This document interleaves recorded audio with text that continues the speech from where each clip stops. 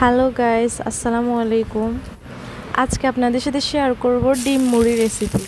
সবাই তো বেশিরভাগ মুড়ি চানাচুর খায় বা মুড়ি মাখা খায়, চানাচুর মাখা খায়। আজকে আমি ডিম মুড়ি মাখা রেসিপি দেখাবো।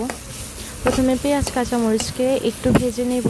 এটার কাঁচা গন্ধটা দূর হলে এর মধ্যে একটি ম্যাগি মশলা দিয়ে দিব। ম্যাগি মশলা দিয়ে আবার কিছুক্ষণ ভেজে নিব। এরপর একটি ডিম দিয়ে একটু লবণ দিব, লবণ দিয়ে আবার এগুলোকে ভালোভাবে ভেজে নিব। একটু লাল লাল হয়ে আসলে এর মধ্যে মুড়িগুলো দিয়ে দিব। মুড়ি দিয়ে ভালোভাবে মিশিয়ে নিব। চুলার আঁচটাকে একটু কমায় রাখতে হবে, নাইলে আবার পুড়ে যাবে। এই তো এগুলোকে ভালোভাবে মিশিয়ে নিব।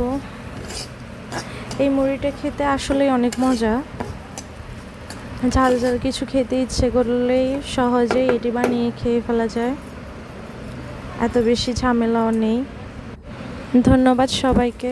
সবাই একবার হলেও ট্রাই করে দেখবেন, এটি আসলেই খেতে অনেক মজা।